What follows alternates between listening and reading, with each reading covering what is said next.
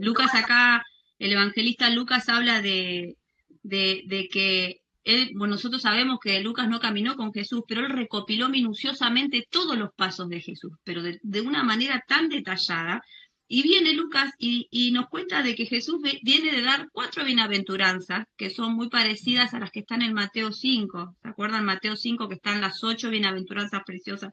Entonces viene de dar esas bienaventuranzas y estas bienaventuranzas están más bien, no las vamos a leer ahora, porque queremos redimir el tiempo, hay un poquito de cosas para charlar, pero viene hablando a los pobres, a aquellos oprimidos, a los que la están pasando mal, y está un poquito más dirigido a aquellos que están pasándola mal de forma terrenal. Y entonces habla Jesucristo, baja del monte, habla a este grupo de personas que estaba rodeado de personas que estaban enfermas, oprimidas, que estaban llenas de demonios, que pasaban por distintas cosas como hoy, y da estas 4 bienaventuranzas, y luego sigue hablando Jesús, y hay 4 ayes que se dice, ¿no? Que son 4 hay de aquellos que van en contra de la voluntad de Dios, hay de aquellos que te oprimen, hay de aquellos que hoy ríen. Entonces cuando yo leía todo este capítulo de Lucas, y yo decía, wow, Señor, porque cualquiera que está leyendo este capítulo, 4 bienaventuranzas que me bendicen y que bendicen a la gente que hoy está sufriendo, y luego 4 disciplinas, digamos, del Señor, que salen de la boca de Jesús, para esas personas que oprimen al pobre, que lastiman al pobre. Y hasta ahí yo decía, wow, todo bonito, qué lindo, qué justo que es mi Padre, porque al bueno lo bueno y al malo lo malo, ¿no? Pero luego el Señor nos sorprende con esto y que vos te quedás como recalculando, porque nos sigue hablando Jesús y sigue diciendo, amen a sus enemigos. Ahora yo les voy a hablar a ustedes, a los que realmente quieran escuchar. Y nos da un mensaje que nos deja como tambaleando, como que vos decís, no, pero si estaba todo bien, ahora el Señor nos viene a decir que tenemos que amar a los que nos hacen mal, bendecir a los que nos maldicen. ¿Cómo es esto? Entonces me cautivó mucho esto, y vos sabés que yo pensaba, mira, yo tuve muchos años de casada, ¿no? Como algunas de ustedes, que nosotros mismos nos ponemos límites en lo natural, en el día a día. Te voy a dar un ejemplo. Cuando yo estaba casada con mi amado Dani, al cual sigo amando, yo me cansaba muy seguido. Yo tenía los 3 nenes, Dustin con sus cuestiones, y Daniel venía de trabajar y yo ya hasta acá. Yo ya no daba más, yo me había puesto un límite. Entonces le pedí a él que me ayudase, le decía, Dani, ahora anda a comprar vos, o fíjate si podés llevar a Dustin que tiene una terapia, o fíjate esto, otro. Y él me ayudaba, él era un ayudador muy importante en mi vida. Yo me había puesto un límite que hasta acá yo tenía, como a veces nosotros hacemos, ¿no? Hasta acá, en lo natural. Hoy en día, muchas veces, después de que el Señor se lleva a mi Dani, a su presencia, a una vida mejor, yo pienso, wow, si me viera mi Dani, las cosas que hago son 4 o 5 veces más de las que yo misma creí que podía hacer.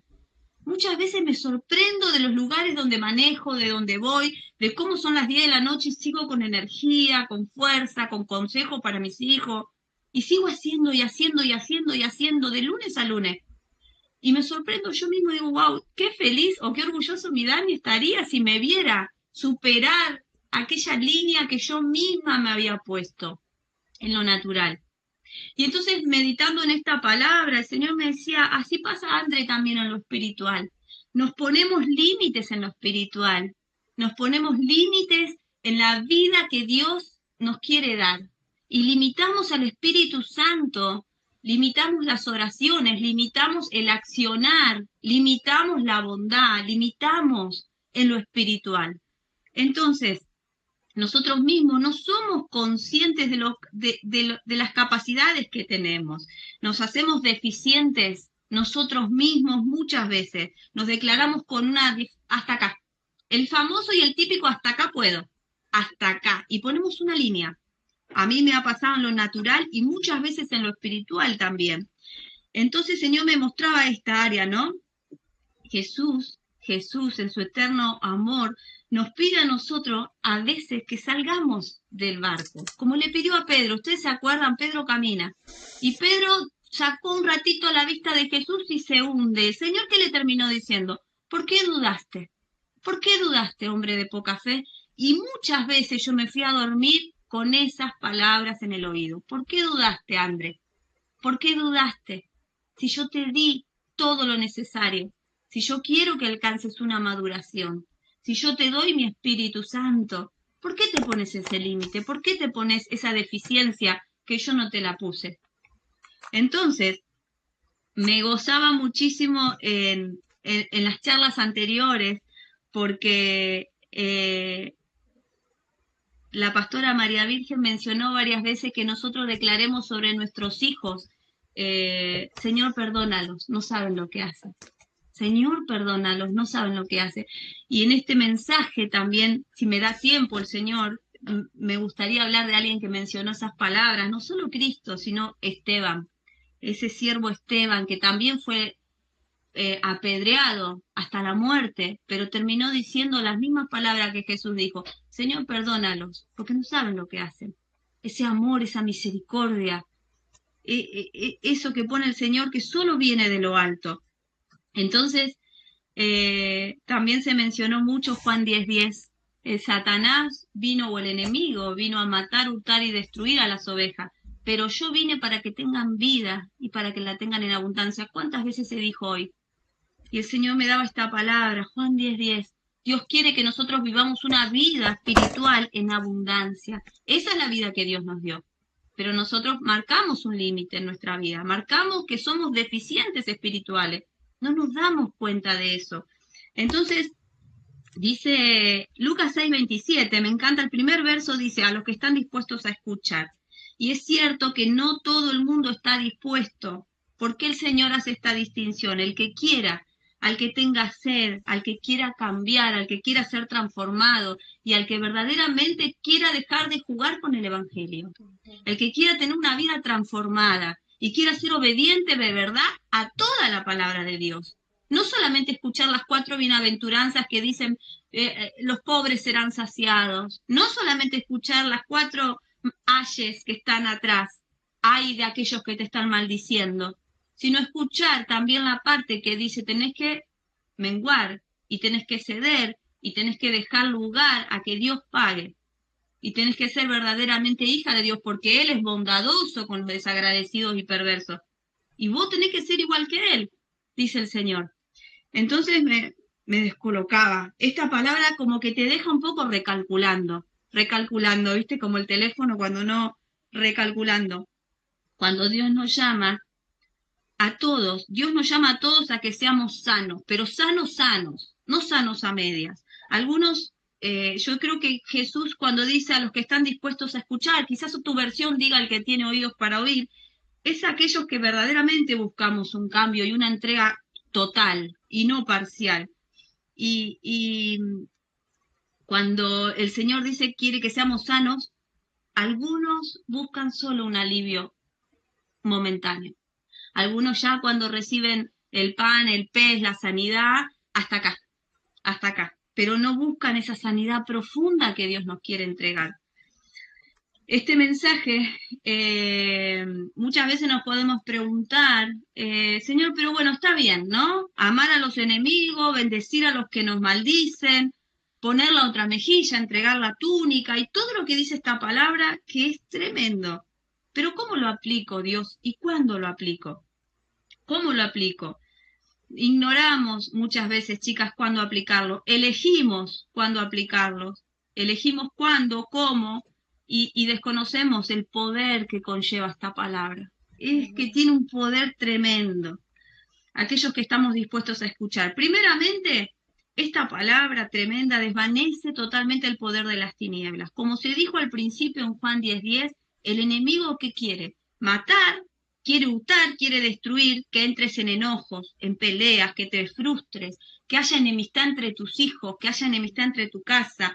Pero si cumplimos con esta palabra, si podemos realmente vivir esta palabra, vivirla, no leerla y que suena bonito a nuestros oídos y declararla, vivirla, desvanece el poder de las tinieblas en el ámbito que sea que te estés moviendo.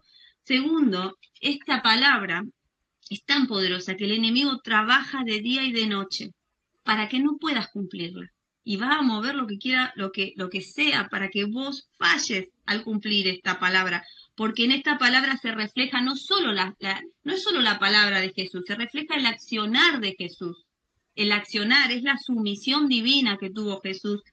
Entonces el enemigo, por supuesto, que él es rebelde y se rebela con todo aquello que pueda bendecir tu vida espiritual, tus hijos, tu hogar, tu trabajo, tu familia. Él es el rebelde por excelencia. La otra vez leía que si él convenció, decía una pancarta, si Satanás convenció a la tercera parte de los ángeles, con su rebeldía y su habladuría, imagínate lo que puede hacer con aquellos hijos que no leen la Biblia o aquellos que leen, agrego yo, y no la obedecen.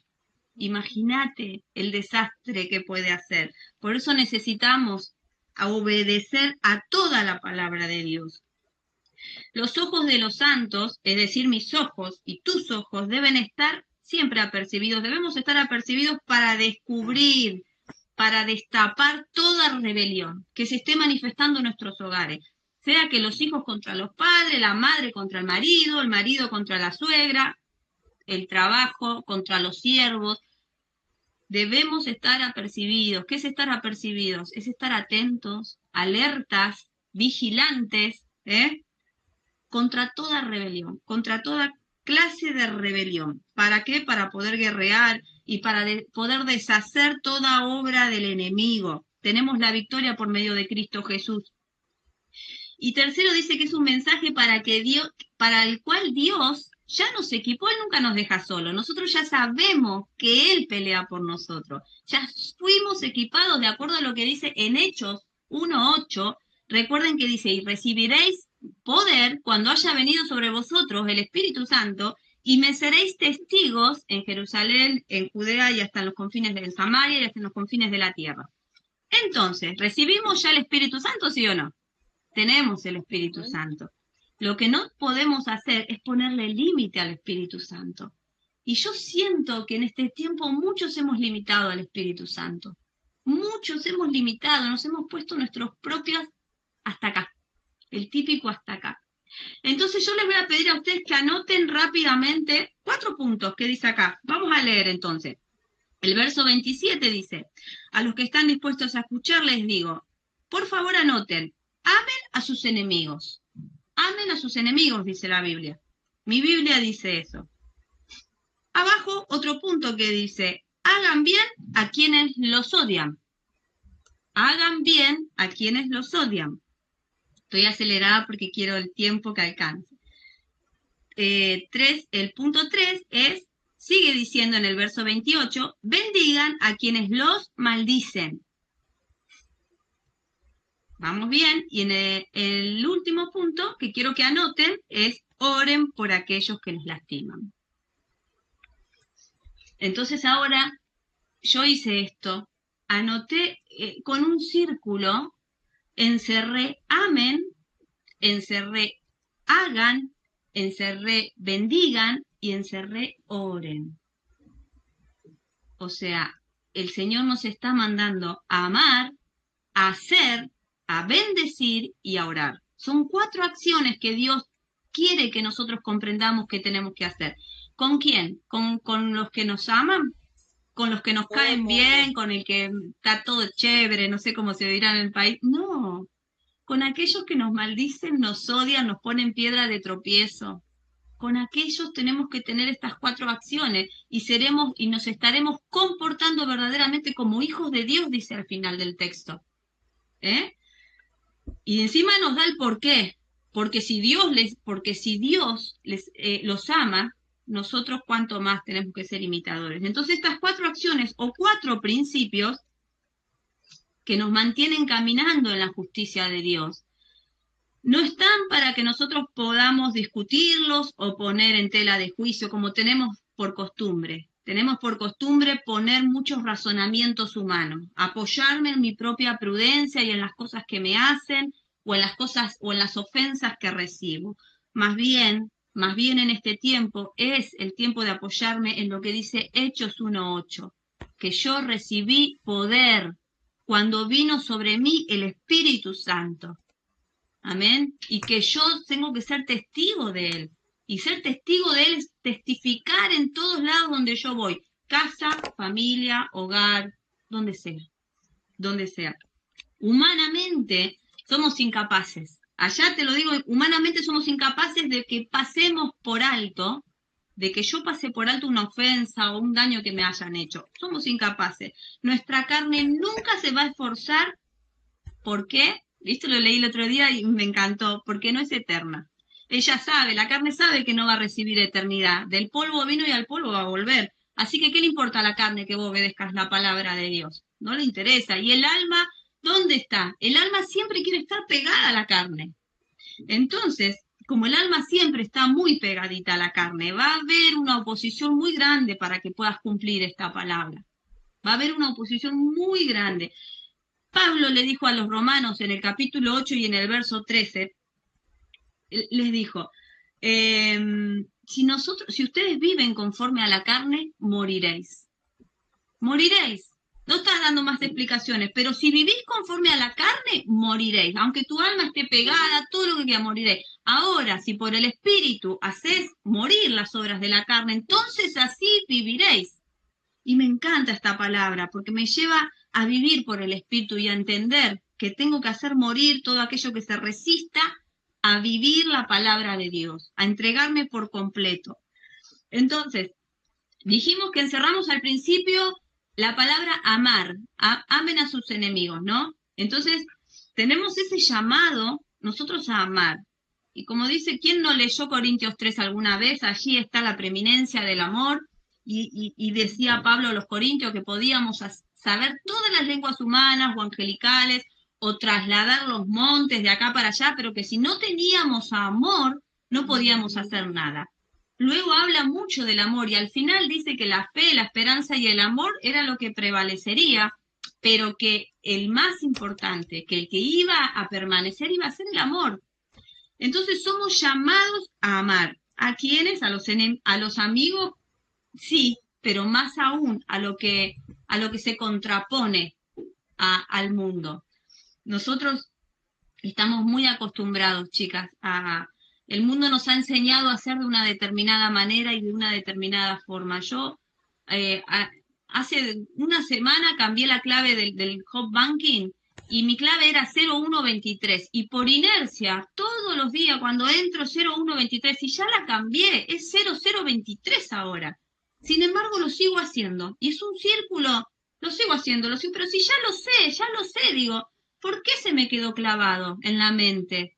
Y esto pasa en el comportamiento humano y en el comportamiento espiritual también. Hemos aprendido a hacer de una determinada manera y de una determinada forma, y el mundo nos ha enseñado a hacer de una manera, y nos cuesta mucho desaprender eso para nacer de nuevo como Cristo quiere y hacer la voluntad de Dios. Entonces, dice que somos llamados a amar, no a nuestros amigos también, pero a nuestros enemigos. En aquel día, cuando estábamos hablando de esta época en específico, de donde está escrita la palabra, los enemigos del pueblo de Israel eran los romanos, quizás, los samaritanos, quizás, los romanos los oprimían políticamente, los samaritanos tenían ya, no se soportaban, ni siquiera se pisaban la propia tierra, se esquivaban. O quizás los fariseos que ponían cargas sobre el pueblo que ni siquiera ellos podían llevar, los religiosos. Entonces ellos tenían algunos enemigos que podían ser de distintos lugares. Y el Señor larga esta palabra, pero esta palabra es para hoy. No es para que yo lea la historia y diga, claro, ellos. No, esta palabra es para mí y es para vos. Dice, hoy en día nosotros hemos creado esos enemigos. Porque yo me decía, Señor, ¿quién es mi enemigo? ¿Quién es mi enemigo? Y nosotros hemos creado distintas clases de enemigos. Mi enemigo muchas veces es todo aquel que piensa distinto que yo. Y yo lo he declarado mi enemigo. Aquel que es distinto, que piensa distinto. He declarado que aquellos que no comparten mi fe o que procesan otro tipo de una fe errada, ya sabemos, pero los he declarado mis enemigos. El otro día compartía con una maestra que estábamos ahí, nos hicimos un poco amiguchas y y me dijo que iba a la iglesia, y ella me dice, hace años que no hablo con mi papá. ¿Y congregás? Sí, sí, yo congrego, pero me pasa que mi papá es un banda.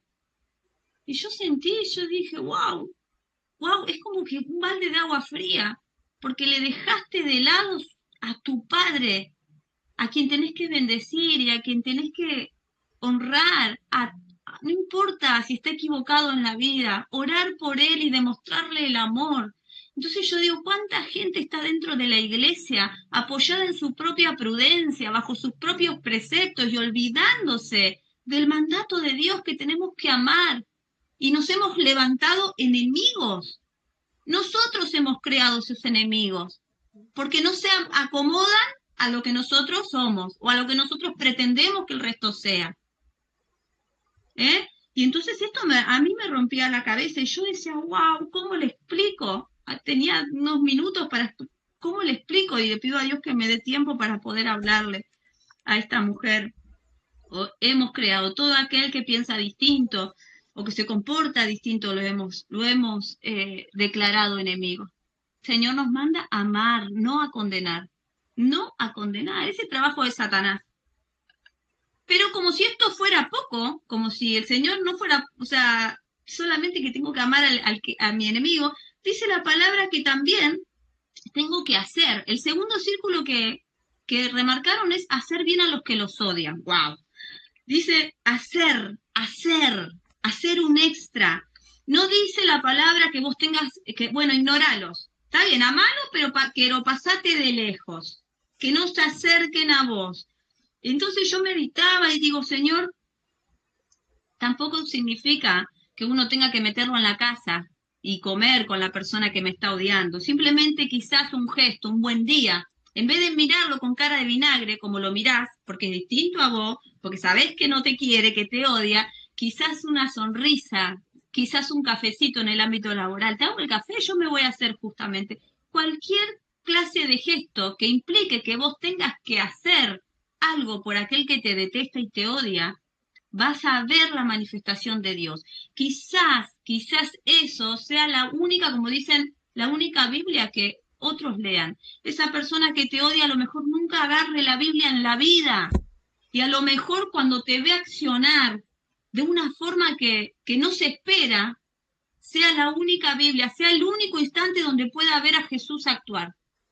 ¿Me entendés? Entonces es necesario hacer, no quedarte con tu manera de recibir las cosas y de quedarte quieta, sino hacer un extra. Dios nos llama a hacer un extra. Esta palabra, yo calculo en aquel tiempo y en este tiempo nos deja recalculando, ¿viste? Porque nos cuesta morir a la carne y nos cuesta morir para que Él crezca. Somos llamados a nacer de nuevo. Dice que Nicodemo le dijo, pero ¿cómo, Señor? No, si no naces de nuevo, no verás el reino de Dios, dijo Jesús.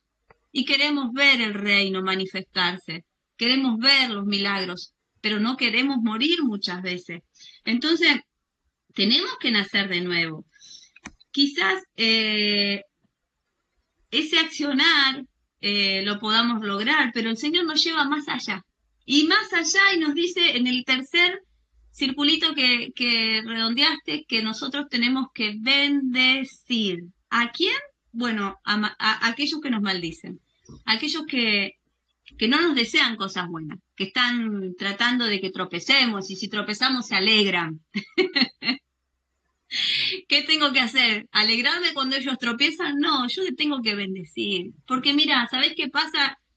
Yo prefiero agradarle a Dios. Y yo prefiero que Él me vea con ese corazón limpio que dice, los de limpio corazón verán a Dios. Yo prefiero ser pacificadora, porque hay una promesa en Mateo 5 que dice que heredaré la tierra. Yo prefiero agradar a Dios y ya te deja de importar aquellos que te maldicen. Vas a obedecer la palabra de Dios cuando dice bendice, tú bendices, vos bendecí. Bendecir viene del hebreo barak, y significa hablar bien.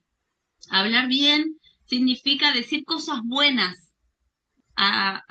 sobre aquellos que están hablando cosas malas sobre vos. Entonces después los que quedan recalculando son ellos. Al hacerlo transmitimos transmitimos, somos transmisores del poder, de la vida y del favor divino. Por eso nos bendecimos nosotros, porque hablamos bien unas de otras y nos bendecimos, Dios te bendiga. Yo quiero ser esa transmisora de vida. Dice, de una misma boca no pueden salir dos aguas, dijo el Señor. Entonces vamos a bendecir, y si una vez que bendecís, no podés ya estar maldiciendo, hablando mal, nada. La bendición que largamos crea canales de gracia. En Números 23:20 hay una historia que habla de Balaam, un profeta, que fue contratado para maldecir al pueblo de Israel. Él fue contratado, pero Dios no le permitió maldecir. Su maldición se la convirtió en bendición.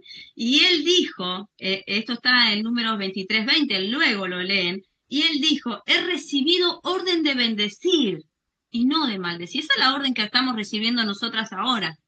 Esa es la orden que yo estoy recibiendo ahora mismo. Y dice, él dio bendición y no podré revocarla, dijo Balaam.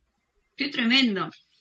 Entonces, hay una cuarta acción que recién cerramos y habla de orar. Dice, oren por aquellos que hablan mal de ustedes, por aquellos que, exactamente mi Biblia dice que os calumnian, que los calumnian, aquellos que están diciendo cualquier cosa. Dice Pablo, dijo, ustedes oren por todo y no se preocupen por nada. Qué bueno, porque cuando yo me entero que alguien me está calumniando y está diciendo cualquier cosa de mí, ay, me sale como no sé qué, y me tengo que acordar. Pablo dijo, no se preocupen ustedes, yo les voy a defender tranquilitos, ustedes hagan la voluntad de Dios, no se preocupen por nada, oren. Eso dice Filipenses 4:6. El Señor dijo, gócense, alégrense, como decía la pastora María Virgen, gócense y alégrense, porque el galardón que ustedes recibirán cuando venga Cristo en su gloria, el galardón es grande si ustedes se comportan como hijos de Dios. Entonces nos enseñaron, este mundo nos enseñó a defendernos, chicas. Estamos acostumbradas a defendernos de una forma natural. Nos enseñaron a defendernos, a ser fuertes, así nos golpean o nos lastiman, responder de una misma manera, ¿no? Esa es la enseñanza que tenemos desde muy chiquitos. Me miraste mal y bueno, me alejo. ¿Me odias? Bueno, lejitos nomás, cerquita no te quiero. Sin embargo, el Señor viene con ese mensaje que nos trastorna verdaderamente y nos dice, no les dejé solo para que lo cumplan. Les he dado el poder del Espíritu Santo. Y lo pueden hacer porque si el Señor lo dice, es que podemos. Son muchas, como decía la pastora, las aflicciones del justo, muchas cosas que se levantan, pero nosotros no respondemos de forma como aprendimos. Es el tiempo de desaprender y eso es más difícil. A mí me cuesta más desaprender la clave vieja del banco que aprenderme la nueva. Siempre pongo la vieja y siempre aplico la vieja hasta que entienda, hasta que se me revele, hasta que yo ponga de mí. Entonces dice, la verdadera madurez espiritual, todos queremos ser maduras. ¿Quién no quiere ser madura? Todas queremos ser maduras espiritualmente. Nadie que dice, ay, yo cada día quiero ser más inmadura. No, eso no existe. Yo quiero retroceder. No, todas queremos madurar, predicar bonito, conocer la Biblia. Todas anhelamos llegar a la estatura, a la plenitud del varón perfecto. Todas anhelamos eso. Pero la verdadera madurez espiritual no se trata de todo eso que mencioné, ni de predicar, ni de conocer la Biblia. No se trata de preparar sermones hermosos, bonitos. Se trata de esto que estamos hablando ahora. Una persona madura es aquella que ha aprendido del Señor, que ha nacido de nuevo, a andar a la manera que Cristo anduvo. Él dice que como oveja fue llevado al matadero y no abrió su boca. No abrió la boca. Aprender a andar de la manera que el Señor habla en las bienaventuranzas de Mateo 5, a poner paz cuando todo está allí, que explota la olla a presión, a poner paz, porque los pacificadores heredaremos la tierra, a mantener con un corazón limpio cuando vemos que las palabras lastiman, cuando el marido se levanta, cuando dice cosas que verdaderamente nos lastimaron, a pedirle al Señor esas palabras blandas que aplacan la ira, a darle lugar al Espíritu Santo y a no ponerle límite, porque nos ponemos nosotros el límite. Señor, llego hasta acá.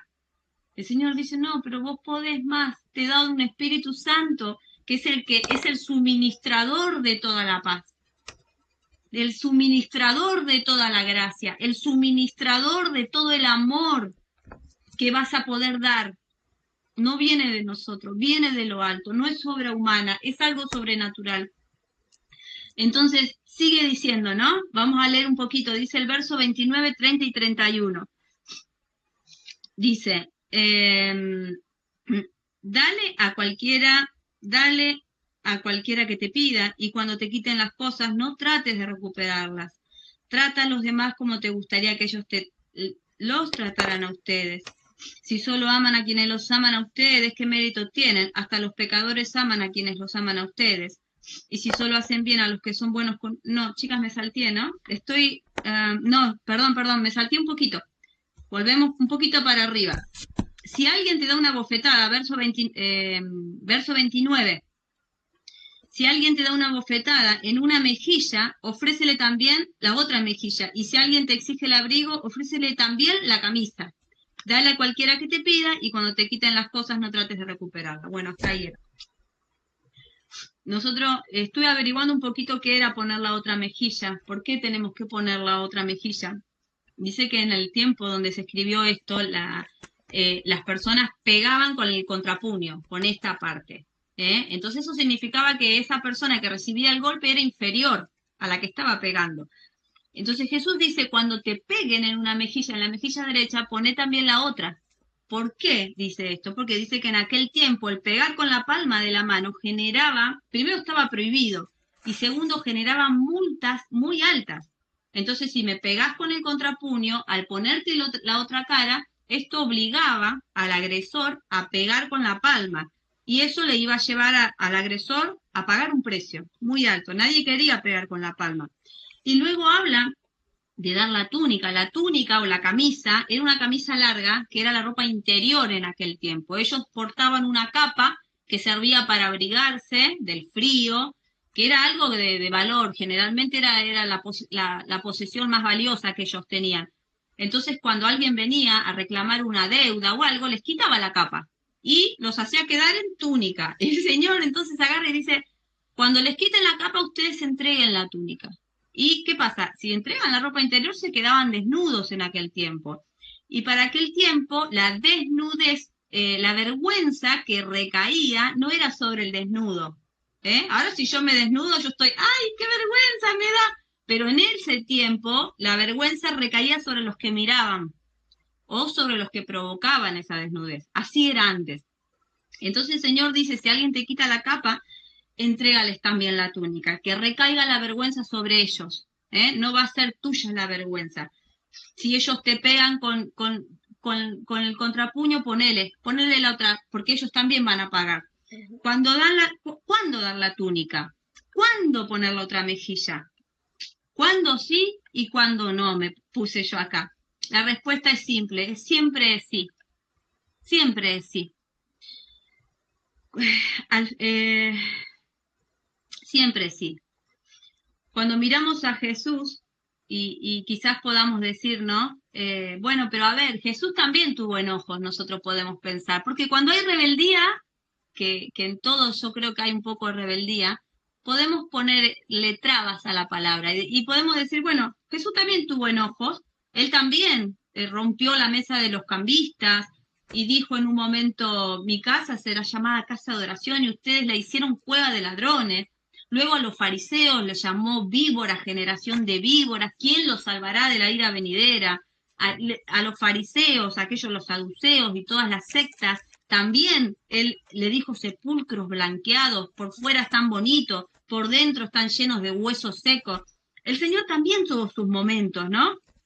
Y podemos decir, bueno, a ver, siempre el Señor vemos que también tuvo algún momento de airearse, de rebelarse, pero verdaderamente, hermanos, no, porque yo decía, Señor, no nos pagaste conforme a nuestras iniquidades, no merecemos nada y todo Él nos dio por gracia. Es decir, deberíamos haber sido nosotros los crucificados y no nos hizo pagar la cuenta.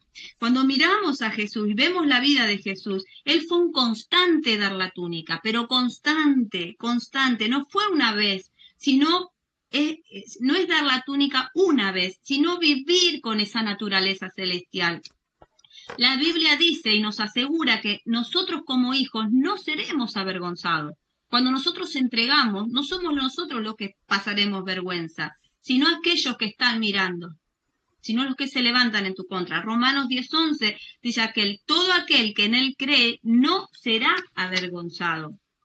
El Salmo 25:3 dice, ciertamente ninguno de los que esperan en ti serán confundidos, serán avergonzados los que se rebelan sin causa. ¿Quién será avergonzado? Aquellos que se rebelan sin causa, no los hijos de Dios. No pasarás por la vergüenza. ¿Podés entregar la túnica con esa certeza? Podés ceder, podés morir a tu carne y a las cosas que te están pasando con la certeza que Dios no te va a dejar avergonzada. Cuando vemos a Jesús dejar su trono y pisar la misma tierra que nosotros y dar la túnica y ver que nosotros, los que estábamos mirando, teníamos que ser los que pasáramos la vergüenza. Sin embargo, Él cargó con nuestra vergüenza y la clavó.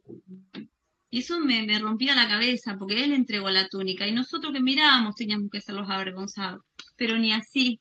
Tanto es su amor que Él se llevó mi vergüenza y se llevó tu pecado y tu vergüenza y la clavó en la cruz. Y hoy podemos decir gracias, Dios, porque somos libres. Él no se estimó, como dice la palabra, Él no estimó ser igual a Dios como cosa que aferrarse cuando caminó en esta tierra, sino que se humilló y se entregó. Y el Padre le dio un nombre que es sobre todo nombre. Poner la otra mejilla, no es que, como por ahí humanamente cualquiera que agarra la Biblia y lo lee piensa, bueno, al final que me tengo que dejar pisotear por todos, porque soy cristiana. No significa ser débil, al contrario, significa tener tal dominio propio, tal obediencia a Cristo, tal entrega al Espíritu Santo, que el Espíritu obra, porque tu alma se despega de la carne y se alinea al Espíritu Santo. Entonces, es una cuestión de valentía, y que dice, tal dominio propio, tan firme y sólido, que la amargura de otros no logra contaminar tu paz, no logra contaminar tu paz. El odio se alimenta con más odio, pero el amor que viene del Señor, la respuesta blanda, la bondad inesperada, que no, mira, hoy en día nadie devuelve bien por mal.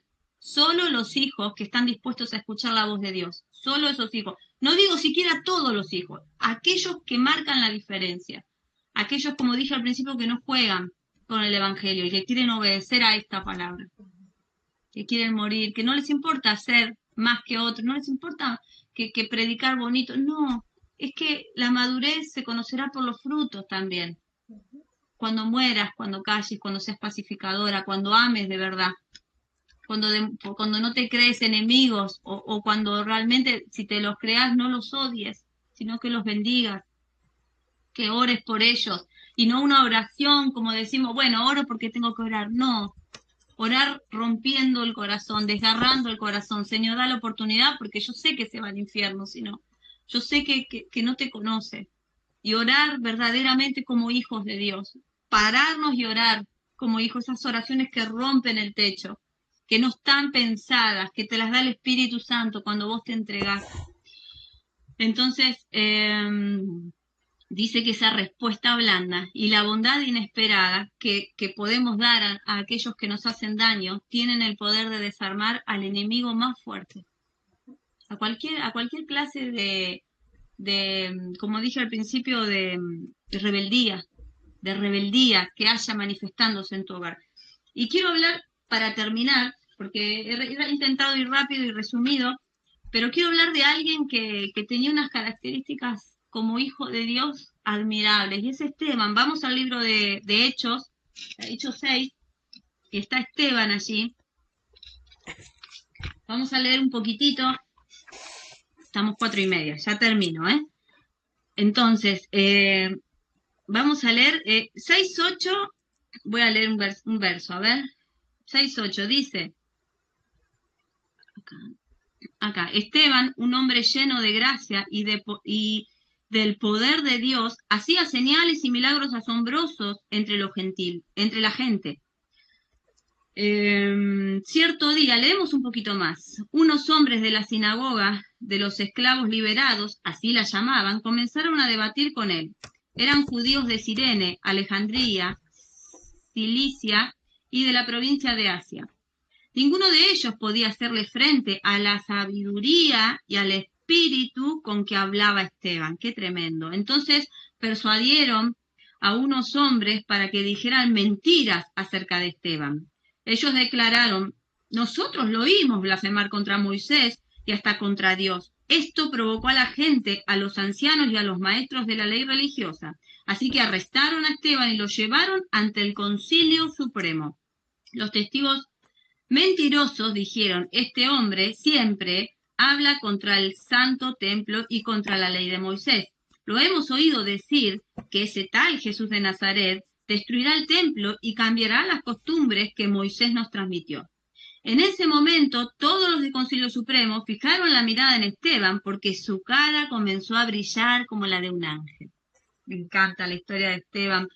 Dice que el verso 6:8 dice que él era un elegido de Dios y que muchos se discutían con él. Él estaba, para ponerlas en contexto a las hermanas que de repente no saben, los apóstoles en aquel tiempo estaban colapsados, era mucho el trabajo que había que hacer, había que predicar, había que hacer un montón de cosas y empezaron a tener algunos conflictos con las viudas, con la repartición del sustento. Entonces el Espíritu Santo les dice que tienen que elegir a 7 varones llenos del Espíritu Santo para ayudar y colaborar en la obra.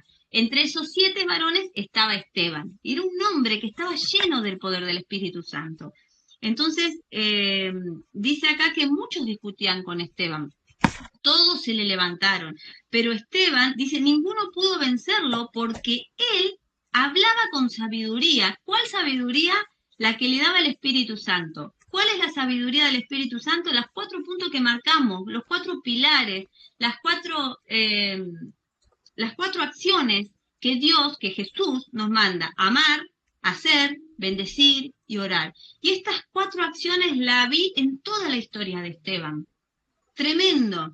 Dice que empezaron a mentir en contra de Esteban porque no lo podían refrenar, entonces no les quedaba otra que mentir. Ese engaño del enemigo es el que se manifiesta. Muchas veces, chicas, se va a manifestar porque el enemigo no es, ¿cómo decirlo? Ya los planes que tiene están todos acá en la palabra.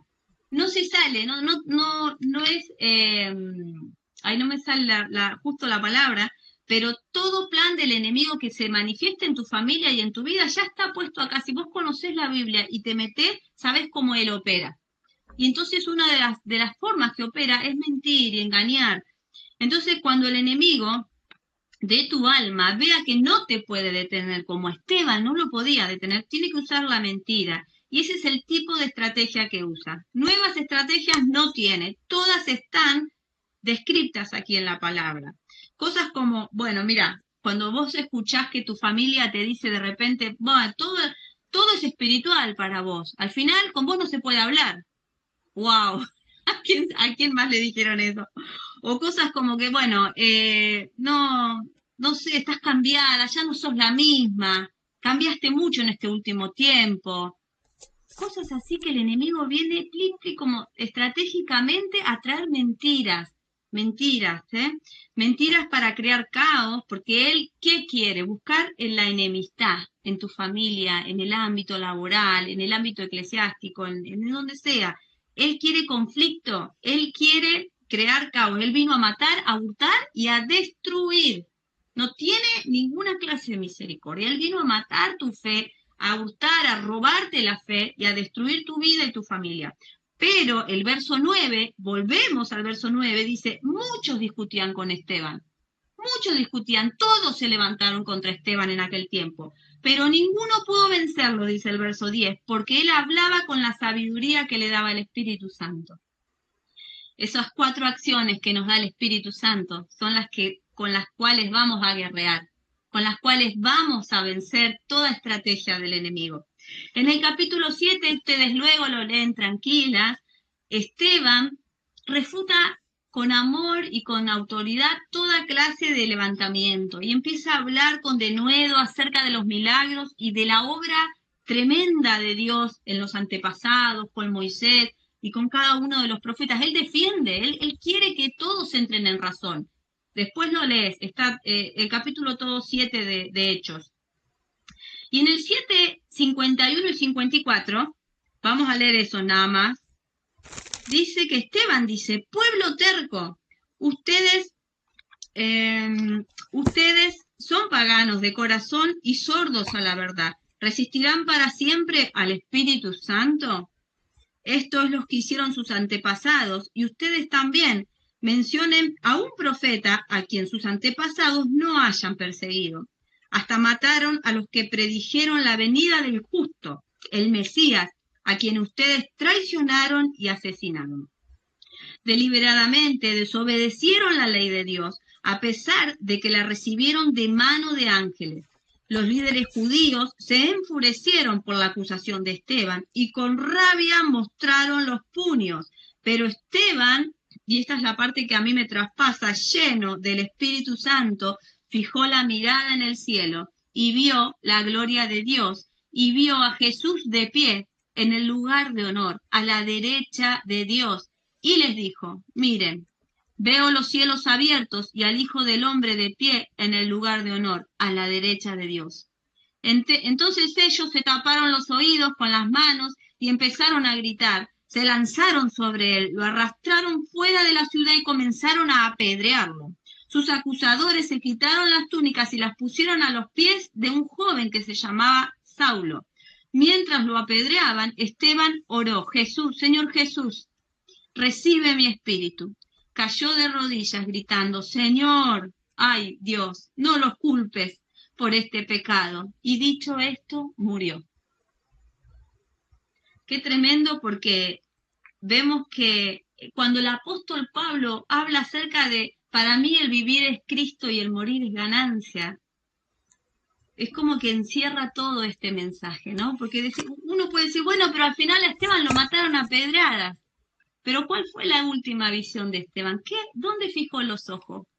Dice que su cara se iluminó y él vio a Jesús parado a la diestra del trono del Padre. Y mira, si yo tengo que pasar por esta vida, como vimos el video al principio, como peregrina, si tengo que caminar, no sé cuántos años de vida me regalará el Señor. Yo quiero hacer la voluntad de Dios en la tierra. Yo quiero que mi última cosa que yo vea sea a Jesús como Esteban. Yo quiero orar por los que me bendicen. Yo quiero hacer la voluntad de Dios en esta tierra. Como Cristo dijo, Padre, en la cruz, no tengas en cuenta su pecado. No tengas en cuenta su pecado.